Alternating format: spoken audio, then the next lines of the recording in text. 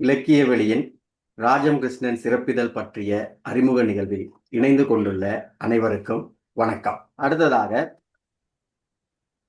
பாண்டிச்சேரி பல்கலைக்கழகத்தினுடைய பேராசிரியரான ரவிக்குமார் அவர்களை உரை நிகழ்த்த அழைக்கின்றேன். பேராசிரியர் அவர்கள் இலக்கிய வெளியுடன் நெருக்கமாக இணைந்து பயணிக்கும் ஒருவராவார். நவீன இலக்கியங்கள் தொடர்பில் காத்திரமான விமர்சனங்களை முன்வைத்து வரும் அவர் விரிந்த வாசிப்பும் பரந்த தேடலும் உள்ளவர். இலக்கிய வெளியின் பல கூட்டங்களில் கலந்து சிறப்பித்துள்ளார். அந்த வகையில் இந்த நிகழ்வையும் அவருடைய பங்கு பற்றல் செழுமைப்படுத்தியுள்ளது எனலாம். அவரை உரையாற்றுமாறு அன்புடன் அழைக்கின்றேன். அனைவருக்கும் வணக்கம். இந்த சிறப்பான நிகழ்வை ஒருங்கிணைக்கின்ற நண்பர் ஜெயசீலன் அவர்களுக்கும், கனடாவிலிருந்து என்னை பேச அழைத்த அகில் சாம்பசிவம் அவர்களுக்கும், நண்பர்களுக்கும், குறிப்பாக எனக்கு முன்னால் பேசிய பேராசிரியர் இரா காமராசு அவர்கள், நான் இலக்கிய வெளிக்கு நன்றி சொல்வதற்கு மிகவும் கடமைப்பட்டிருக்கிறேன். ஏனென்றால் நீண்ட நாட்களாக காமராசு அவர்களை என்னால் பார்க்க இயலவில்லை. அவருடைய உரையை கேட்கின்ற வாய்ப்பை அளித்தமைக்காக முதலில் நான் இலக்கிய வெளி நண்பர்களுக்கு என்னுடைய பணிவான வணக்கத்தை தெரிவித்துக் கொள்கின்றேன். நண்பர்களே, ராஜம் கிருஷ்ணனுடைய சிறப்பிதழை கொண்டு வந்ததற்காக மட்டுமல்ல, இப்படி அந்த சிறப்பிதழை பற்றிய ஒரு மதிப்பீடுகளை பேராசிரியர்களிடமிருந்தும் இலக்கியவாதிகளிடமிருந்தும் பெற வேண்டும் என்கின்ற அந்த உந்துதல், முதலில் அதை நான் பாராட்ட கடமைப்பட்டிருக்கின்றேன். இப்பொழுது என்னுடைய உரைக்குள் செல்கின்றேன். அண்மையில் பல்வேறு கவிதை தொகுப்புகளை நான் வாசித்து கொண்டு வந்தாலும், இந்த இலக்கிய சிறப்பிதழில் நான் வாசித்த இந்த 3 கவிஞர்களுடைய கவிதைகள், குறிப்பாக மா. காளிதாஸ் அவர்கள் எழுதிய 7 கவிதைகள், அதற்கு பிறகு சந்தோஷ் எழுதிய 3 கவிதைகள், யுகசேனன் எழுதிய ஒரு கவிதை, இந்த கவிதைகளுடைய பொதுத்தன்மையாக நான் நினைப்பது அவற்றின் மொழி நடை என்பேன். அதாவது என்னை பொறுத்தவரையில் கவிதை என்பதற்கு நான் ஒரு வரையறையை வைத்திருக்கிறேன். அது அடிப்படையில் அனுபவம் சார்ந்ததாக இருக்க வேண்டும், உணர்வு சார்ந்ததாக இருக்க வேண்டும், மனமொழியை வெளிப்படுத்துவதாக இருக்க வேண்டும், அந்த காலகட்டத்தை பிரதிபலிப்பதாக இருக்க வேண்டும். இவையெல்லாம் நான் கவிதைக்கு நான் வைத்து கொண்ட வரையறை. இந்த இடத்தில் இந்த கவிதைகளுக்குள் செல்வதற்கு முன்னால் மீண்டும் நான் இலக்கிய வெளி இதழை பாராட்ட வேண்டும். அதற்கு காரணம், பெரும்பாலான சிற்றிதழ்கள் இந்த கட்டுரைகளுக்கு இடையே அல்லது சிறுகதைகளுக்கு இடையே இடைவெளியை நிரப்ப வேண்டும் என்பதற்காக கவிதைக்கென்று சில பக்கங்களை ஒதுக்குவார்கள், அல்லது ஒரு பக்கத்திற்குள் ஒரு பாகத்தை ஒதுக்குவார்கள். ஆனால் கவிஞர்களையும் கவிதைகளையும் கௌரவிக்க வேண்டும் என்பதற்காக, அவர்களுக்கு பெருமை சேர்க்க வேண்டும் என்பதற்காக இலக்கிய வெளி இதழ் கவிதைக்கென்று தனியாக சில பக்கங்களை ஒதுக்குவது மட்டுமல்ல, அந்த கவிதைகளுடைய உள்ளடக்கத்தை உள்வாங்கிக் கொண்டு அதற்கென்று சில ஓவியங்களையும் தீட்டியிருப்பது. குறிப்பாக அது யுகசேனனுடைய ஒரு கவிதையாக இருந்தாலும் கூட எனக்கு ஒரு மேக்பத்தை நினைவுபடுத்துகின்ற வகையில் ஒரு அற்புதமான ஓவியத்தையும் அவர்கள் சித்தரித்து இருப்பதற்காக மீண்டும் நான் இலக்கிய வெளிக்கு நன்றி பாராட்ட கடமைப்பட்டிருக்கின்றேன். இப்பொழுது இந்த கவிதைகள் மொத்தம் 11 கவிதைகள். காளிதாசுடையது 7 கவிதைகள், சந்தோஷத்து 3 கவிதைகள் சொல்லியிருக்கிறேன். ஆனால் நான் இன்றைய சூழலை கணக்கில் கொண்டு முதலில் நான் சந்தோஷுடைய ஒரு மிக முக்கியமான ஒரு கவிதையிலிருந்து தொடங்கலாம் அப்படின்னு நினைக்கிறேன். அண்மை காலத்தில் உங்களுக்கு தெரியும், 3-4 நாட்களாக அல்லது ஒரு வாரம் இருக்கும், செய்தித்தாள்களை படிக்கும் பொழுதோ அல்லது ஊடகத்திற்குள் செல்லும் பொழுதோ, ஊடகத்தை பார்க்கும் பொழுதோ நாம் கேள்விப்படுகின்ற அந்த செய்திகள் எல்லாம் நம்மை நிலைகுலைய வைக்கின்றன அப்படின்றத உங்களுக்கெல்லாம் தெரியும். சில மாதங்களுக்கு முன்னால் நான் படித்த ஒரு கவிதை புத்தகம் மரித்தோர் பாடல்கள் என்பது. விஜிதரன் என்பவர் தொகுத்த மிக முக்கியமான ஒரு தொகுப்பு. அதை பற்றி நான் வேறு ஒரு இதழில் ஒரு கட்டுரையையும் எழுதியிருந்தேன். அதாவது இஸ்ரேல் பாலஸ்தீனியர்களை எவ்வாறு தாக்குகிறது, அந்த தாக்கப்பட்ட பொழுது ஒவ்வொருவரும் இறப்பதற்கு முன்னால் பேசிய கடைசி வார்த்தை என்ன என்பதுதான் அந்த நூலுடைய சாரம். அந்த நூலை படித்துவிட்டு என்னால் பல நாட்களுக்கு என்னால் உறங்க முடியவில்லை. அப்படித்தான் சந்தோஷ் எழுதிய ஒரு கவிதை. அது முதல் கவிதை கொஞ்சம் அப்டிராக்ட் மாதிரி இருந்தாலும் கூட, இருண்மை தன்மை இருந்தாலும் கூட, இரண்டாவது கவிதையிலிருந்து நான் தொடங்குகின்றேன். அப்புறமா மற்ற கவிதைகளுக்குள் செல்லலாம். அவர்களும் இவர்களும் என்று ஒரு கவிதை எழுதியிருக்கிறாரு. அதனுடைய சில வரிகளை வாசித்தால்தான் அந்த கவிதையுடைய சாராம்சம் புரியும். அது போர் சூழலை குறித்த ஒரு கவிதை. அவர்கள் குண்டு மழையை பொழிந்தார்கள், கண்ணில் பட்டவர்களையெல்லாம் கொன்று குவித்தார்கள், திரும்பிய வழியெல்லாம் இரத்த நெடிகள் வீச. இது எனக்கு பாப்லோ நெருடாவை வந்து பாருங்கள் தெருவெங்கும் ரத்தம் தெருவெங்கும் ரத்தம் அப்படின்ற அந்த கவிதையை நினைவுபடுத்துகின்ற ஒரு வரி. திரும்பிய வழியெல்லாம் இரத்த நெடிகள் வீச பணைய கைதியாய் சிறைப்பிடித்தார்கள். வரையறையில்லாத வன்முறையின் முகங்களை அந்நாடு முழுவதும் பிரதிபலித்தார்கள். அதாவது வன்முறைக்கு வரையறையே இல்லை, there is no definition அப்படின்ற மாதிரி சொல்றாரு. அப்படிப்பட்ட ஒரு வன்முறை. ஆனால் இது எந்த நாட்டை நினைத்து கொண்டு எழுதினார் தெரியவில்லை. கண்டிப்பாக சொல்லுகின்றேன், இது ஜூனிலிருந்து டிசம்பர் வரை வந்த இதழ். கண்டிப்பாக ஒரு இஸ்ரேல் அமெரிக்கா ஈரானை தாக்கும் அப்படின்ற அவருக்கு அந்த செய்திகள் எல்லாம் தெரிய வாய்ப்பே இல்லை. ஆனால் தற்செயலாக எழுதப்பட்ட ஒரு கவிதை, அல்லது ஒருவேளை இலங்கை சூழலுக்கு பொருந்தக்கூடிய ஒரு கவிதை, அல்லது எந்த ஒரு நாட்டிற்கு வேண்டுமானாலும் உக்ரைன் ரஷ்யாவுக்கு பொருந்தக்கூடிய ஒரு கவிதை. இன்றைக்கு உலகம் முழுவதும் போர் சூழல் சூழ்ந்திருக்கின்ற ஒரு வேளையில் ஒரு பிரமாதமான ஒரு கவிதையை அவர் எழுதியிருக்கிறார். அவர்கள் அப்படி செய்கிறார்கள், ஆனால் இவர்கள் எப்படி இருக்கிறார்கள், இதுதான் இந்த கவிதையுடைய சாராம்சம். அவர் சொல்றாரு. ஆனா இந்த கவிதையை கொஞ்சம் நேரம் எடுத்துக்கொண்டாலும் கூட மிக முக்கியமான கவிதைகளை நான் அடையாளப்படுத்த வேண்டும். இவர்களை பத்தி சொல்றாரு. அவர்கள் அப்படி இருக்கிறார்கள், இவர்கள் மின்சாரத்தையும் தண்ணீரையும் துண்டித்தார்கள். அந்த கவிதையை வாசித்து கொண்டு வரும்போது நமக்கு ஒரு வாசகனுக்கு அது தூக்கி போடணும். அப்படியே மின்சாரத்தையும் தண்ணீரையும் துண்டித்து விட்ட பிறகு அந்த நகரத்தில் என்ன இருக்க முடியும், எப்படி வாழ்வது, அல்லது அந்த வாழ்க்கை ஒரு வாழ்க்கையாக இருக்குமா? அதுக்கு அடுத்த வரியை பாருங்க. உணவுக்கு கையேந்தினாலும் கொடுப்பதற்கு சதையில்லாத எலும்பு பிண்டங்களையே ஏந்தும்படி செய்தார்கள். அப்போ அவர்கள் குண்டுமழை பொழிந்தார்கள், இவர்கள் மின்சாரத்தையும் தண்ணீரையும் துண்டித்தார்கள் அப்படின்றாரு. அதுக்கு அடுத்த வரி, ஆகாயத்தில் பறந்தார்கள், மின்னல் கீற்று போல் பாஸ்பரஸை தூவினார்கள். பாஸ்பரஸுடைய அந்த கொடுமையான தன்மை என்னவென்று புரிந்தால்தான் இந்த கவிதை எப்படிப்பட்ட கவிதைன்னு தெரியும். பாஸ்பரஸை தூவினார்கள், அந்நாட்டை சுடுகாடாய் உருமாற்றி மருத்துவமனையையே புதைத்தார்கள். இப்படிதான் இருக்கணும் ஒரு கவிதை. மருத்துவமனை தான் உயிர் கொடுக்கின்ற ஒரு இடம். ஆனால் அந்த மருத்துவமனையை புதைத்து விட்டால் என்ன ஆகும்னு பாருங்க. இன்னைக்கு வெட்கமே இல்லாம சொல்றாரு ட்ரம்ப், என்னன்னா நாங்க எல்லாத்தையும் முடிச்சிட்டோம், ஈரான்ல அத்தனை போர்க்கப்பல்களை அழித்து விட்டோம், தலைவர்களை அழித்து விட்டோம், இனிமேல் அவர்களால் ஒன்றும் செய்ய முடியாது அப்படின்னு ஒரு பேட்டியை கொடுக்கிறாரு. அதுக்கப்புறமா பதிலுக்கு இவரும் தான் சொல்றாரு, கல்லறைக்கு போனாலும் இதெல்லாம் உங்களுடைய கனவு பலிக்காது. ஏறத்தாழ இன்றைய சூழலை நினைவுபடுத்துகின்ற கவிதை என்பதால் தான் இதை நான் முதலில் எடுத்தேன்.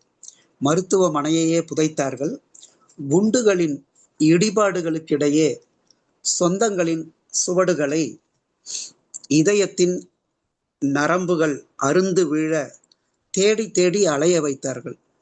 அந்த வார்த்தைகள்லாம் என்னால எப்போதுமே ஒரு கவிதையை நடத்தக்கூடாது அல்லது படிக்கக்கூடாது. கவிதை என்பது ஒரு மௌன வாசிப்புக்குரியது. அது கண்ணீருக்குள் உரையாடுவது என்று நினைப்பவன் நான். ஆனா இங்க பேச வேண்டி இருக்கு, அதனால பேசுறேன் நான். எப்பொழுதும் கவிதையை நடத்தக்கூடாதுன்னு நினைப்பேன் நான். ஆனா எனக்கு இதுல இந்த கவிதையில ஒரு கருத்து மாறுபாடு, லேசாக ஒரு கருத்து மாறுபாடு. அதுக்கு அடுத்த வரியில எழுதுறாரு, அவர்கள் தோற்றுவிட்ட வன்முறையாளர்கள் அகதிகளாய் நாடு கடத்தப்பட்டார்கள். இவர்கள் வென்றுவிட்ட வன்முறையாளர்கள் நாட்டின் எல்லையை விரிவுபடுத்திக் கொள்வார்கள். இவர் சொல்றது சரிதான். ஆனால் இவர் என்ன செய்யறாரு அப்படின்னா, இந்த கவிதையில இரண்டு சாரார்களையும் வன்முறையாளர்கள் அப்படின்னு சொல்றாரு. எனக்கு அந்த இடம் கொஞ்சம் நெருடுது. ஏன்னா ஒரு போர் வந்துவிட்டால் அதை தடுக்கின்ற நாடு எப்படி வன்முறையாக இருக்கும் அப்படின்றது தெரியல. இரண்டு தரப்பு போர் இருக்கு அப்படின்னா, யாராவது ஒருத்தர் போர் தொடுக்கிறாங்க, அப்ப இருவருமே வன்முறையாளர்களா? ஆனால் அவர் சொல்ல வந்தது அது இல்ல. இந்த கவிதையுடைய அடிக்கருத்து அது இல்ல. அவர் என்ன கேட்கிறாருன்னா, ஒரு கேள்வி, மனிதாபிமான ஒரு கேள்வி. மனிதத்தின் நாவை அறுத்து விட்டு எந்த சந்ததியை வாழ வைக்க துடிதுடிக்கிறார்கள்னு கேட்கிறாரு. இதுதான் இந்த கவிதையுடைய அடிப்படையே. எந்த நாடு வேணாலும் நீங்க சண்டை போடுங்க, ஆனால் மனிதத்துடைய நாக்கை அறுத்து விட்டு நீங்க எதை நிலைநிறுத்த, எதை வாழ வைக்க துடிக்கிறீங்க? இன்னும் உங்கள் வெற்றியிலும் தோல்வியிலும் தொலைந்து போன குழந்தைகள், கர்ப்பிணிகள், நோயாளிகள். இதுதான். ஏன்னா சிலப்பதிகாரமும் ஞாபகம் வருது. சான்றோரும் உண்டுகொள், சான்றோரும் உண்டுகொள் அப்படின்னு கண்ணகி கேட்பதற்கு என்ன காரணம்னு பாருங்க. ஒரு அடிப்படை அறம், ஒரு போர் அறம் இருந்திருக்கணும். இன்னைக்கு சான்றோர்கள் இல்லை. படித்தவர்கள் எல்லாம் சான்றோர்கள் என்று என்னால் ஒப்புக்கொள்ள முடியாது. தட்டி கேட்பவர்கள் சான்றோர்கள் என்று வேண்டுமானால் நான் சொல்லுவேன். அப்ப அவர் ஏன்னா எதனாலனா, தொலைந்து போன குழந்தைகள், கர்ப்பிணிகள், நோயாளிகள் அப்படின்றார் பாருங்க. நோயாளிகள், மண்ணில் புதையுண்ட வாயற்ற எத்தனையோ ஆன்மாவின் ஓயாத அழுகுரலால். ரொம்ப நிறுத்தி நிதானமா சொல்றேன். இப்படிதான் மௌனமாக ஒரு கவிதையை வாசிக்க வேண்டும். அவசரமா வாசிக்க கூடாது. மண்ணில் புதையுண்ட வாயற்ற எத்தனையோ ஆன்மாக்கள். எத்தனையோ பேர் செத்து இருப்பாங்க இல்லைங்களா? எத்தனையோ பேர் குழந்தைகளுக்கு வாய் இருக்குமா? கர்ப்பிணிகளுக்கு அந்த நேரத்துல வாய் இருக்குமா? வாயற்ற எத்தனையோ ஆன்மாவின் ஓயாத அழுகுரலால் சபிக்கப்பட்ட இந்த பூமியில். நான் கூட ஒரு போஸ்னியா பிரச்சனையை பத்தி நான் ஒரு கவிதை எழுதினேன். பிணபூமி என்று அதற்கு தலைப்பு வைத்திருந்தேன். இவர் சந்தோஷ் சார் சபிக்கப்பட்ட இந்த பூமியில் எந்த மதத்தின் சாமிகளை கொண்டு வந்து வாழ வைக்கப் போகிறீர்கள்? இது மதத்தின் மீது இந்த கவிதையின் மூலமாக அவர் கொடுக்கின்ற சமட்டி அடி. இப்படி வாழ்கின்ற உங்களிடமா கடவுள் வாழப் போகிறார் என்பதுதான் அவருடைய கேள்வி. இந்த கவிதையில நான் இன்னொரு அடிநாதத்தை பார்க்கின்றேன். பெரும்பாலும் மதத்தின் பெயரால் தான் உலகமெங்கும் எண்ணற்ற போர்கள் நடைபெற்று இருக்கின்றன. ஆனால் ஒவ்வொரு மதமும் சொல்லிக் கொள்வது, நாங்க அமைதியா வாழ விரும்புகின்றோம், எங்கள் கடவுள் அமைதியைத்தான் விரும்புகிறார் என்றெல்லாம் சொல்லிக்கொண்டு, ஆனால் எவ்வளவு வன்முறைகள் இருக்கின்றன என்பதை சுட்டுகின்ற மிக முக்கியமான கவிதையாக நான் அவர்களும் இவர்களும் என்ற கவிதையை பார்க்கிறேன். ஏன்னா அவர் ஏற்கனவே வேற ஒரு, அதுக்கு நான் பின்னாடி வரேன். இப்போ எனக்கு நான் ரொம்ப மதிக்கின்ற மிக முக்கியமான கவிஞர் மா காளிதாஸ் அவர்கள். அந்த கவிதைக்கு செல்வதற்கு முன்னால் யுகசேனன் எழுதிய, ஏன்னா இந்த போருடன் ஒட்டி வருகின்ற ஒரு கவிதை என்பதால் அதையும் நான் சொல்லிடுறேன். அவர் ஒரே ஒரு கவிதை தான் எழுதியிருக்கின்றார். ரொம்ப பிரமாதமான கவிதை, முகத்தின் பிம்பங்கள்னு. அது வரி வரியா வாசிக்க போவதில்லை. ஆனா அவர் என்ன சொல்றாருன்னா, இந்த கவிதையை முதல் வரியை மட்டும் நான் சொல்லிடுறேன்.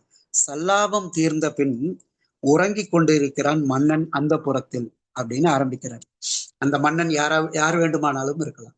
நான் பெயரை சொல்ல விரும்பவில்லை. இன்றைக்கு இந்த நவீன யுகத்தில் போரை விரும்புகின்ற அல்லது ஆதிக்கத்தை, அதிகாரத்தை விரும்புகின்ற எந்த மன்னனாக, எந்த நாட்டின் அதிபராக வேண்டுமானாலும் இருக்கலாம். இலக்கிய வழியில நான் பார்க்கிற ஒரு அம்சம் என்னன்னா, எத்தனையோ பேர் காதல் கவிதை அமைச்சிருப்பாங்க. அகில் மட்டும் ஒண்ணு சொல்லுவாரு, ரொம்ப தேர்ந்தெடுத்து நாங்க போடுறோம் சார் கவிதைகளை அப்படின்வாரு. அது மொழிநடை அடிப்படையில், உள்ளடக்கத்தின் அடிப்படையிலும் அவர் தேர்ந்தெடுக்கின்றார், அந்த குழு தேர்ந்தெடுக்கிறது என்பதாக நான் கருதுகின்றேன். அப்போ ஒரு மன்னன், சல்லாபம் தேர்ந்த பெண் உறங்கி கொண்டிருக்கிறான் ஒரு மன்னன். அவனுடைய உறக்கத்துல ஒரு கனவு வருது. அந்த கவிதை அப்படியே சொல்றேன். கனவுல என்ன வருது அப்படின்றது அந்த கவிதை. கனவுல இவன் என்ன பண்றான், திடீர்னு போர் முரசு கொட்டுகிறது. போர் வீரர்கள் பாலை மணல் நிலமெங்கும், நான் என்னுடைய அர்த்தத்துல அது ஒருவேளை அரப் கண்ட்ரிஸ் அப்படின்ற மாதிரி நான் எடுத்துக்கிட்டேன். ஏன்னா அந்த கவிதையில் ஒட்டகமும் வருது அப்படின்றதுனால, பாலை மணல் நிலமெங்கும் ரத்தம் கொப்பளிக்க இறந்து கிடக்கிறார்கள். ரத்தம் கொப்பளிக்குமாறு இறந்து, அந்த மன்னன் போய் ஒவ்வொரு பிணமா பார்க்கிறான். ஒவ்வொரு பிணமாக புரட்டி பார்க்கிறான். எல்லா பிணத்திலும் மன்னனின் முகமே கிடைக்கிறது. இங்கதான் அவர் யுகசேனன் தான் ஒரு கவிஞர் என்பதை நிரூபித்திருக்கின்றார். சரி, எல்லா முகத்திலும் அவனுடைய முகமே இருக்கு அப்படின்றதுக்காக அவன் என்ன பண்றான், எதிரி நாட்டு அங்கேயும் அது கிட்டத்தட்ட அது சுடுகாடுதான், அந்த பிணங்களை புரட்டி பார்க்கிறான். அங்கேயும் அவனுடைய முகமே தான் காட்சி அளிக்கிறது. மன்னனின் முகமே கோபமாக கிடக்கிறது. அப்புறம் கண்ணாடி போல் உறைந்திருக்கும் ரத்தத்தில் தன்முகத்தை பார்க்கிறான். எவ்வளவு அழகா, கவிதை எவ்வளவு அழகா இருக்குன்னு பாருங்க. ரத்தம் வந்து கண்ணாடியா மாறிடுச்சு. அந்த கண்ணாடியில, அந்த ரத்தத்துல அவனுடைய முகத்தை பார்க்கிறான். அதில் அவனின் முகம் இருக்கவில்லை அப்படின்றாரு. இந்த கவிதையுடைய தலைப்பே ரொம்ப பிரமாதமானது. முகத்தின் பிம்பங்கள் என்பது இந்த கவிதையுடைய தலைப்பு. இது எல்லாமே அவனுடைய கனவுல வருது. ஆனா குதிரைகள், யானைகள், ஒட்டகம் அதெல்லாம் வந்து ஒரு புல்வெளியை புற்களை மேய்ந்து கொண்டிருக்கின்றன. அதுக்கப்புறமா அந்த ஒரு ஒட்டகம் வருகிறது. ஒட்டகம் அவனுடைய காதுக்குள் நுழைகிறது. ஒட்டகம் மெல்ல அவனின் காதுக்குள் நுழைகிறது என்பதாக கடைசி வரை இப்படி முடிக்கிறாரு. பதட்டத்தோடு கண் விழிக்கையில் அண்ணல் வழியாக கனவு ஊர்ந்து செல்கிறது. ஒட்டகம் அசந்து உறங்கிக் கொண்டிருக்கிறது அவனின் கால்களுக்கு கீழே என்பதாக அந்த கவிதையை முடிக்கின்றார். இந்த இரண்டு கவிதைகளுமே எனக்கு போர் சூழலை, அதுவும் அவ்வப்பொழுது ஏன்னா நான் எழுந்து கொள்ளும் பொழுதே ஒரு 1300 பேர் கொல்லப்பட்டாங்க, அதுக்கப்புறமா இத்தனை இடத்துல பாதிக்கப்பட்டார்கள். இன்னமும் இந்தியா அந்த போர் பதற்றத்தை உணர்ந்ததாக தெரியவில்லை. ஆனால் கவிஞர்களோ இலக்கியவாதிகளோ எந்த இடத்தில் போர் மேகம் சூழ்ந்தாலும் கூட அவர்கள் எப்படி எதிர்வினை ஆற்றுவார்கள் என்பதற்கான ஒரு சான்று இந்த கவிதை. இப்போ காளிதாசுடைய கவிதைக்கு வந்து விடுகின்றேன். காளிதாஸ் 7 கவிதைகள் எழுதியிருக்கிறாரு. நான் 7 கவிதைகளையும் பேசுவதற்கு நேரம் இருக்குமா அப்படின்றது தெரியல. ஆனாலும் நான் ஒரு தன்மையை நான் பார்க்கிறேன். ஒரே விதமாக காளிதாஸ் தன்னுடைய கவிதையை எழுதவில்லை. ஒவ்வொரு கவிதையையும் ஒவ்வொரு பாணியில் எழுதுகின்றார். பாரதி சொன்னது போல, சொல் புதிது, சுவை புதிது, பொருள் புதிது, சோதிமிக்க நவகவிதை, அந்த வரிதான் எனக்கு இப்பொழுது நினைவிற்கு வருகிறது. அதுல ரொம்ப பிரமாதமான ஒரு கவிதை அப்படின்னா, நான் சுதந்திரமாகத்தான் இருக்கிறேன் அப்படின்ற ஒரு கவிதை.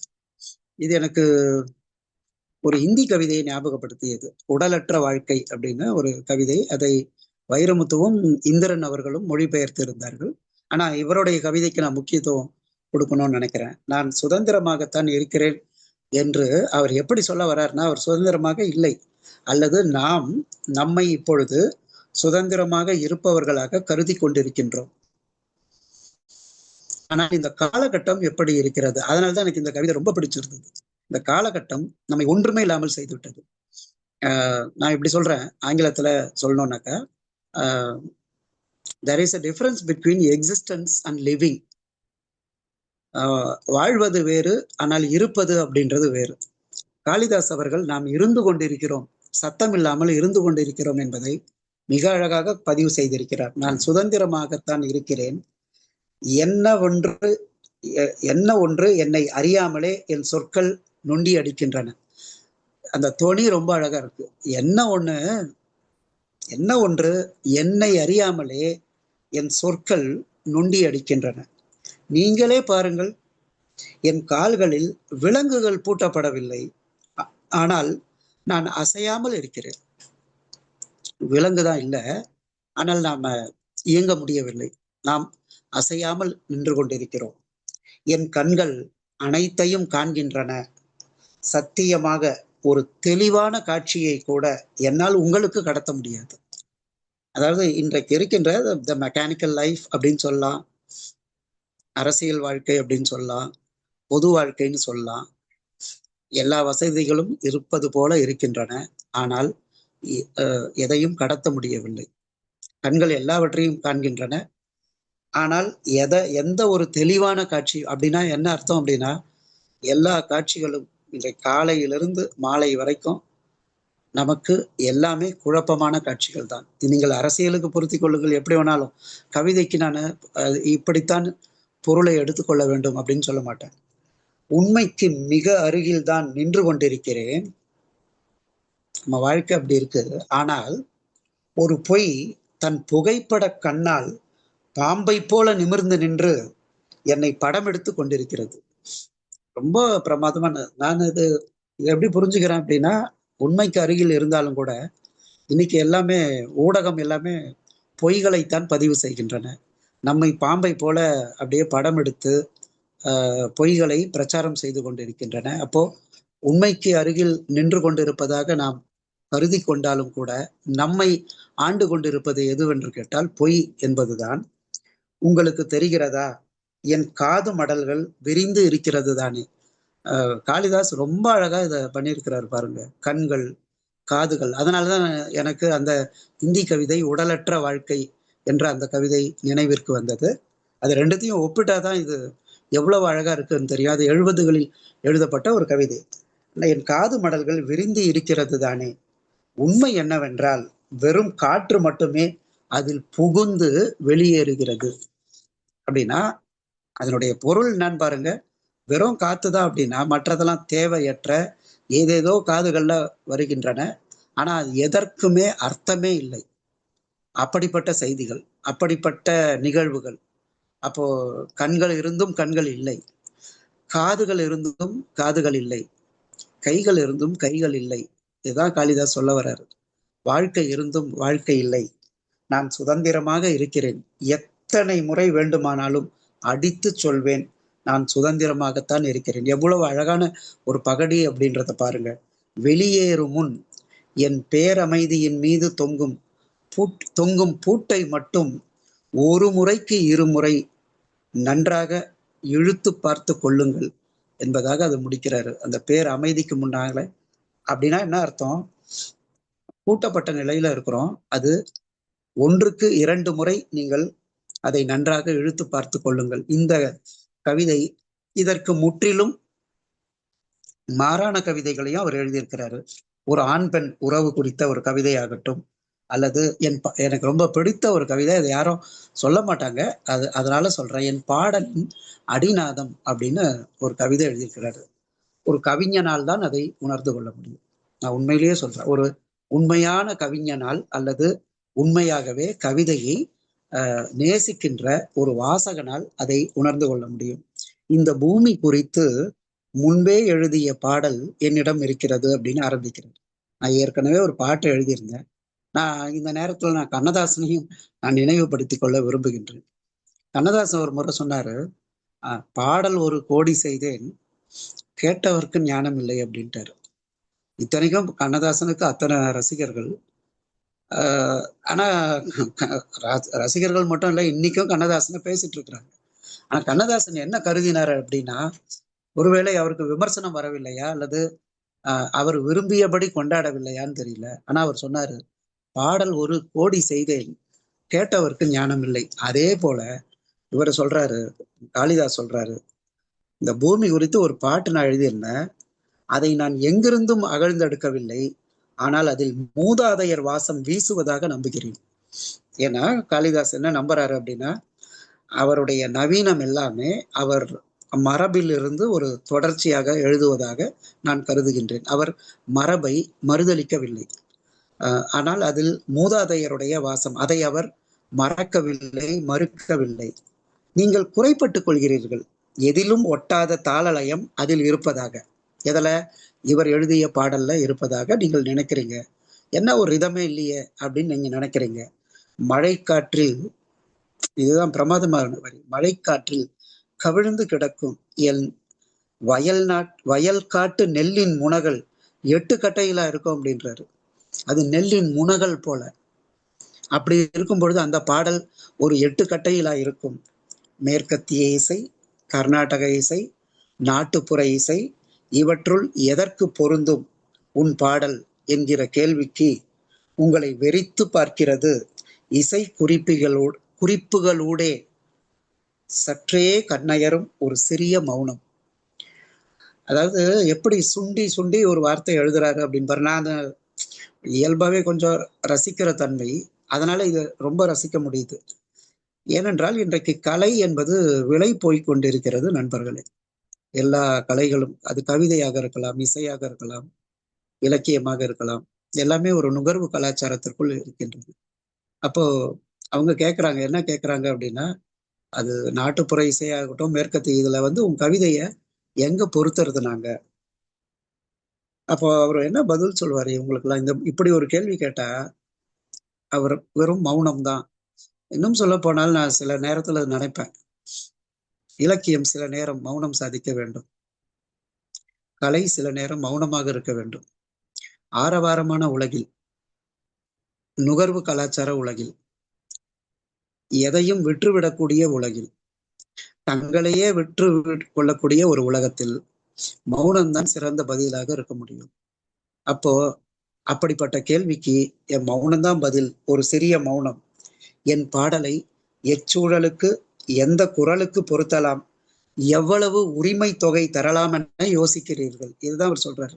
எவ்வளவு உரிமை தொகை, ராயல்டி, அது எதுன்னு யோசிக்கிறீங்க? அப்போதுதான் அந்த அதிர்ஷ்டம் அடித்தது. இந்த கவிதையுடைய முடிவு தான் பிரமாதமா இருக்கும். அப்போதுதான் அந்த அதிர்ஷ்டம் அடித்தது. வானத்திலிருந்து தாழ இறங்கிய செந்நிற பறவை ஒன்று ஈரம் சொட்ட சொட்ட தன் கால்களில் கவ்வி சென்றது என் பாடலை. அது நீங்க எப்படி வேண்டுமானாலும் அர்த்தப்படுத்திக் கொள்ளுங்கள். செந்நிற பறவை என்பதை நான் கம்யூனிச தத்துவத்துக்கு கூட நான் பொருத்தி கொள்வேன். அப்போ ஒரு வானத்திலிருந்து வந்த ஒரு ஒரு செந்நிற பறவை என்னுடைய பாடலை தனியா, ஏன்னா இந்த பூமிக்கு அது லாய்க்கில்லன்னு நினைச்சீங்கன்னாக்கா, ஒரு செந்நிற பறவை என்னுடைய பலை காத்தது என்பதாக அந்த கவிதையை அவர் முடிக்கின்றார். அதே போல இன்னொரு எனக்கு இந்த உறவு சம்பந்தமான ஒரு கவிதை, இப்போ அவர் எழுதிய மற்ற கவிதைகளுடைய தலைப்பை நான் சொல்றேன். கனவை பின்தொடர்பவன் அப்படின்ற ஒரு கவிதை. ரொம்ப அது நான் சொல்லணும் அப்படின்னாக்கா கிட்டத்தட்ட 1 மணி நேரம் கூட ஆகலாம். ஆனா எனக்கு பிடித்த வரி அதுல, இரவு விசிறி இரவையும் கனவையும் இணைக்கின்ற ஒரு கவிதை. இரவு விசிறி, கனவு காற்று, இரவு உழைத்து களைத்த உடல், கனவு புழுக்கம், இரவு பெரும் பசி காமம், கனவு நிர்வாணம், இரவு நீர் நிரம்பிய தொட்டி, கனவு வண்ண மீன் என்ப. அது ஒரு நீண்ட கவிதை. அவர் எனக்கு ரொம்ப பிடித்தது என்ன அப்படின்னா, அவர் கனவை ஒரு வண்ணத்து பூச்சியாக காண்கிறார். யாருக்கு இந்த பாக்கியம் வாய்க்கும் என்றால், கனவை வண்ணத்து பூச்சியாக காண்கின்ற ஒரு பேரு ஒரு ஹைக்கு அல்லது ஜென் பௌத்த நிலையை உணர்ந்தவர்களுக்கு அது வாய்க்கும். ஒரு பிரமாதமான கவிதை அது. ஆனா என்னை ரொம்ப பாதித்த கவிதை என்று எதை சொல்லலாம் அப்படின்னா, எப்போதும் ஊற்றெடுக்கும் நதி என்று. ஒரு 2 உறவுகளுக்கு இடையே இருக்கின்ற இடைவெளி அல்லது ஒரு பாலம் அப்படின்னாக்கா அந்த உறவு எவ்வாறு நீடிக்க வேண்டும் என்று அவர் நினைக்கிறார் என்கின்ற ஒரு கவிதை அது. அந்த கவிதையை மட்டும் நான் சொல்லிவிட்டு, இன்னும் அதே போல சந்தோஷ் பத்தியும் நான் பேசணும். ஒரு கவிதையை மட்டும் சொல்லிட்டு விரைவாக நான் நிறைவு செய்கின்றேன். அவர் சொல்றாரு, அந்த உறவு பற்றிய கவிதை நான் சொன்னேன் இல்லைங்களா, அவர் இப்படி எழுதுறாரு. திட்டமிட்டபடி இவ்வாறுதான் நாம் மீண்டும் சந்திக்கிறோம். நம்மிடையே உருண்டோடுகிறது ஒரு சிறிய கூழாங்கல். அந்த கூழாங்கல் அப்படின்றது என்ன அப்படின்னா, அது ஒரு மௌனம் என்று வைத்துக் கொள்ளலாம். அது மௌனமாகவும் இருக்கலாம், அல்லது இதற்கு முன் நாம் பேசிய பேச்சின் தொடர்ச்சியாகவும் இருக்கலாம். இப்போ இந்த கவிதையை உணர வேண்டும் என்றால், ஒரு வாசகனுக்கு அப்படிப்பட்ட ஒரு உறவு இருக்க வேண்டும். நான் மீண்டும் சொல்றேன், ஒரு கவிதையை ரசிக்க வேண்டும் அல்லது உணர்ந்து கொள்ள வேண்டும் என்றால் அந்த உணர்வை ஒரு வாசகன் அந்த அனுபவத்தை அந்த உணர்வை பெற வேண்டும். அப்படி இல்லை என்றால் அவன் கவிதைக்குள் நுழைய முடியாது. ஆனா அதே சமயத்துல நான் என்னுடைய நண்பர்களுக்கு அத்தனை பேருக்கும் நான் சொல்லிக் கொள்கின்றேன், ஒரு கவிதை வாசித்த உடனேயே புரிய வேண்டும் என்பது இல்லை. அவர் ஒரு தையல்காரரை பத்தி ஒரு கவிதை எழுதியிருக்கிறார், ரொம்ப பிரமாதமான ஒரு கவிதை. அத அந்த உணர்வு அல்லது நீங்க ஒரு தையல்காரர்கிட்ட போயிட்டு நீங்க உங்களுடைய அடையாளத்தை கொடுத்திருந்தீர்கள் என்றால் ஒரு கட்டத்தில் அந்த கவிதையை நீங்கள் உணரக்கூடும். நான் அந்த மாதிரிதான் இந்த எப்போதும் ஊற்றெடுக்கும் நதி, நதி என்பது அங்க உறவு நதியை பற்றி எப்போதும் ஊற்றெடுக்கக்கூடிய அது நதி. அதை எப்படி அவர் எழுதியிருக்கிறார்னு மட்டும் பாருங்க, 2 பேருக்குள்ள இருக்கின்ற அந்த உறவை. அப்போது நாம் புரிந்து கொண்டோம், நாம் பேசிய பேச்சின் தொடர்ச்சியாக அந்த கூழாங்கல் இருக்கலாம். கூழாங்கல் என்பது மௌனமாக இருக்கலாம் அல்லது நாம் பேசிய பேச்சின் தொடர்ச்சியாக இருக்கலாம். அப்போது நாம் புரிந்து கொண்டோம், நம் நதி இன்னும் வற்றவில்லை. நம் நதி அப்படின்னு அவர் சொல்றது அந்த உறவை. அதாவது இன்றைய காலகட்டத்தில் எந்த உறவும் அருந்துவிடக்கூடியதாக இருக்கிறது, நின்றுவிடக்கூடியதாக இருக்கிறது, தொடர்ச்சியற்றதாக இருக்கிறது. இத்தகைய சூழலில் ஒரு உண்மையான உறவு குறித்து அல்லது அதன் ஊசலாட்டம் குறித்து பிரமாதமா ஒரு கவிதை எழுதுறாரு. நம் நதி இன்னும் வற்றவில்லை, முன்பை விட அதிகம் வளைந்தோடுகிறது, முன்பை விட அதிகம் குளிராக இருக்கிறது, முன்பை விட சலனமற்று இருக்கிறது, அதில் சில மீன்கள் மிதக்கின்றன. நான் எப்படி நினைப்பேன் அப்படின்னா, மீன் என்பது சில நினைவுகள் அப்படி இருக்கலாம். மீன்கள் மிதக்கின்றன. ஒரு பறவை தாழ பறந்து தன் அழகில் நம் மீன்களில் ஒன்றை கவ்வி செல்கிறது. காலம் என்ற பறவை நம்முடைய மீன்களை, நம்முடைய அனுபவத்தில் ஒன்றை, நம்முடைய நினைவில் ஒன்றை, காலம் என்ற ஒன்று கவ்வி செல்கிறது. இந்த மாதிரி விரிவுரை சொல்றது தவறு. ஆனா என் மாணவர்களுக்கு பாடம் நடத்திய பழக்கம் என்பதால் நான் அப்படியும் சொல்றேன். அப்புறம் நமது நாணல் கூட அசைந்தாடுகிறது, சூரிய ஒளி நமக்குள் ஊடுருவுகிறது, நாம் இன்னும் பாசி பிடிக்கவில்லை, யாரும் வழுக்கி விழவில்லை, முதலைகள் ஒளிந்திருக்க வாய்ப்பில்லை, கழிவுகள் கலக்காத தூரத்தில் இருக்கிறோம். நல்ல வேளை இன்னமும் நாம வழிக்க விழல, கழிவுகள் எல்லாமே கலக்காத ஒரு ஏதோ ஒரு தூரத்துல நாம இருக்கிறோம். ஆனால் நாம் ஏன் எதிரெதிர் கரைகளில் நிற்கிறோம்? இந்த கேள்விதான் இந்த கவிதையில அடிநாதம். ஏன் நீயும் நானும் ஏன் எதிர்ல? இப்ப அது ஆண் பெண் அப்படின்னு நம்ம நினைக்க வேண்டாம். ஆண் ஆண் என்று நினைத்துக் கொள்ளுங்கள், அல்லது பெண் பெண் என்று நினைத்துக் கொள்ளுங்கள், அல்லது ஏதோ 2 உறவுன்னு நினைச்சுக்கோங்க. ஏன் எதிர் கரையில நிக்கணும்? நான் நினைக்கிறேன், நம் ஆழத்தை நாம் இன்னும் புரிந்து கொள்ளவில்லை, அல்லது ஒருபோதும் இடிந்து விடாத, கைவிடப்படாத, கைகோர்த்து கொண்டு பயணிக்கத்தக்க ஒரு பாலம் நமக்கு தேவைப்படுகிறது. அதனாலதான் நாம இப்படி எதிரெதிரா நின்று கொண்டு இருக்கின்றோம்.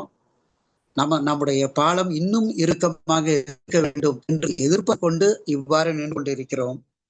அப்ப அவர் சொல்றாரு, ஆனால் அது எப்போ நடக்கும் அப்படின்றது தெரியுமா? ஒரு உறவுல, ஒரு வாழ்க்கையில எது எப்போது நடக்கும் என்று யாருக்கு தெரியும்? அந்த கேள்வி அந்த கவிஞருக்குள் இருந்திருக்க வேண்டும். அப்பொழுது அவர் சொல்கிறார், அதுவரை நம் காலம் ஓடிக்கொண்டே இருக்கட்டும், எப்போதும் ஊற்றெடுக்கும் நதியை போல என்று அந்த கவிதையை முடித்தாரு. அதே போல நான் இப்படி நிதானமாக சொல்லிக் கொண்டு சென்றால் நேரமாகிவிடும். ஆனால் அதே சமயத்தில் நான் சந்தோஷுடைய ஒரு கவிதையோட, நான் சொன்ன யுகசேனனுடைய ஒரு கவிதை, சந்தோஷ் 3 கவிதை எழுதியிருந்தாலும் அதில் தான் நான் ஆரம்பித்தேன். காளிதாஸ், நான் ஒரே ஒரு வார்த்தையை மட்டும் சொல்றேன், ஒவ்வொரு கவிதையும் ஒவ்வொரு பாணியில் எழுதியிருக்கின்றார். அந்த கவிதைக்கு ஏற்ற, அந்த கவிதை கேட்கின்ற ஒரு மொழி நடையை அமைத்து கொண்டிருக்கின்றார். காளிதாஸை நான் எனக்கு இன்னும் சொல்ல போனா ஒன்று சொல்றேங்க, இது வரைக்கும் எனக்கு காளிதாஸ் நேரடியாக அறிமுகம் இல்லை. அந்த நண்பர் எங்க இருக்கிறாரு, எப்படி இருக்கிறாரு, அதெல்லாம் கூட எனக்கு தெரியாது. ஆனா காளிதாஸ் மட்டும் இல்ல, இன்றைக்கு தமிழகத்தில் எழுதி கொண்டிருக்கக்கூடிய பெரும்பாலான கவிஞர்களுடன் தனிப்பட்ட இல்லை, ஆனால் தனிப்பட்ட முறையில் என்னுடைய மாணவர்கள் கிட்ட எந்த நல்ல கவிதையை படித்தாலும் உடனே பகிர்ந்து கொள்வேன். இந்த இடத்துல சொல்றேன், திவ்யா ஈசன்னு ஒரு பொண்ணு அவ்வளோ பிரமாதமா எழுதுறாங்க, யாருன்னு எனக்கு தெரியாது. அந்த மாதிரி எத்தனையோ பேர், ராகுலன்னு ஒரு கவிஞர், அப்படித்தான் எனக்கு பச்சையப்பன் என்ற கவிஞரும் அறிமுகமானார். முதல்ல தெரியாது, அந்த கவிதையின் மூலமாகத்தான் நான் அவர்களை அடையாளம் காண்பேன். அதுல அந்த அடிப்படையில் சொல்லுகின்றேன், காளிதாஸ் காளிதாஸ் ஒரு சிறந்த கவிஞரை, அதுவும் அவருடைய 7 கவிதைகளை பிரசுரம் செய்த, நினைக்கலாம் இல்லைங்களா, இலக்கிய வழி நம்ம எதுக்கு இத்தனை கவிதை போடணும், 1 2 போடலாமே, அல்லது 3 கவிதை போடலாமே. அப்படி இல்லை, நல்ல கவிதையாக இருக்கிறது என்று 7 கவிதைகளையும் பிரசுரம் செய்த நான் இலக்கிய இடைவெளியை பாராட்டுகின்றேன். நிறைவாக ஒரே ஒரு கவிதை, சின்ன கவிதை அப்படின்றதுனால அது எளிமையான கவிதையாக இருக்கின்றது. சந்தோஷ் ஒரு கவிதைய, அந்த தேவதை குறித்த ஒரு கவிதையை கொஞ்சம் இறுக்கமாக எழுதியிருக்கின்றார். அதை நான் வேண்டுமென்றால் கட்டுரை எழுதினாக்கா அதை நான் சொல்லலாம், இந்த இடத்தில் தேவையில்லை. ஆனால் சந்தோஷோடைய ஒரு கவிதை, அன்பறியாத அனாதை என்ற கவிதை என்னுடைய நெஞ்சத்தை தொட்டது. அவர் சொல்றாரு, நடு இரவில் முழு நிலாவின் வெளிச்சத்தில் நட்சத்திர கூட்டங்களுக்கு இடையில் அன்னை மடியிலும் தந்தை மடியிலும் ஆளுக்கு ஒருவராக அமர்ந்து கொண்டு ஊட்டி ஊட்டி வளர்த்த போது வானை முட்டும் அளவிற்கு அன்பே இருந்தது. அது ஒரு காலம்னு சொல்லலாம். ஒரு காலத்துல மொட்டை மாடியில, அப்பா மடியில, அம்மா மடியில படுத்துக்கொண்டு கூட்டாஞ்சோறு சாப்பிட்டு நட்சத்திரங்களை பார்த்து கொண்டு, வானத்தை பார்த்து கொண்டு, நிலவை பார்த்து கொண்டு அப்படி இருந்த பொழுது வெறும் அன்பு மட்டும்தான் இருந்தது. அது எத்தனை காலம்னு தெரியல, 50 ஆண்டு காலத்துக்கு முன்னாலா 40 ஆண்டு காலத்துக்கு முன்னாலா அப்படின்னு தெரியாது. ஆனா அவர் சொல்றாரு, அடுத்த வரியே பாருங்க, 40 ஆண்டிற்கு பிறகு இன்றும் அதே வெட்டவெளி, இன்னைக்கும் அதே வெட்டவெளி, அதே நிலா, அதே நட்சத்திரங்கள். இது என்னுடைய உரை. இது வெள்ளி நிலவு நேரம், நட்சத்திர கூட்டங்களாக சொந்தங்களும் ஊராருமாக நின்று இருந்தனர். இப்போ நட்சத்திரம் இல்ல, நட்சத்திரத்தை போல ஊரார்கள் நிக்கிறாங்க. அப்பா யாருக்கு, அம்மா யாருக்கு? வானை முட்டும் அளவிற்கான சண்டையில் நன்றியுள்ள நாய் குறைத்தது நன்றி இல்லாத மனிதர்களை பார்த்து. கொஞ்சம் இதயம் அழத்தான் செய்தது. ஏனென்றால் அப்படிப்பட்ட உலகமாக மாறிவிட்டது. நாய்க்கு இருக்கின்ற அந்த நன்றி கூட மனிதர்களுக்கு இல்லை. மனிதர்கள் ஏன் இப்படி மாறி போனார்கள் என்று அதற்கு ஒரு தலைப்பும் வைக்கிறார் பாருங்க, அன்பு அறியாத அனாதை. ரொம்ப பிரமாதம். சந்தோஷ் எங்கிருந்தாலும் நன்றாக இருக்க வேண்டும்.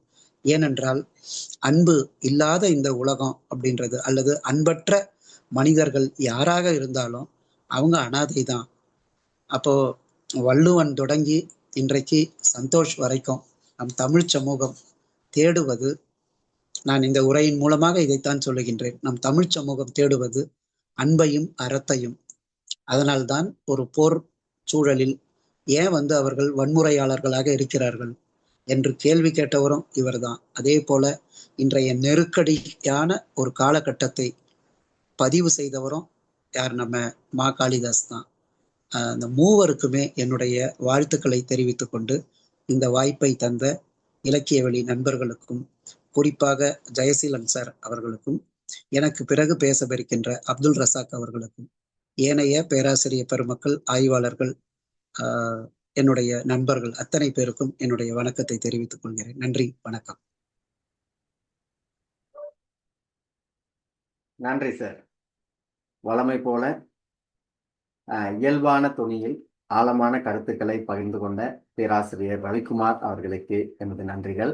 அவர் இந்த இதழில் உள்ள காளிதாஸ், சந்தோஷ், யுகசேனன் ஆகியோரின் கவிதைகள் தொடர்பான ஆழமான கருத்துக்களை வழங்கியிருந்தார். மிக முக்கியமாக கருத்தியல் தளத்திலும் அழகியல் தளத்திலும் நின்று அகவயமாகவும் புறவயமாகவும் இக்கவிதைகளை அவர் விரிவாக அணுகியிருந்ததை கண்டு தரிசிக்க முடிந்தது.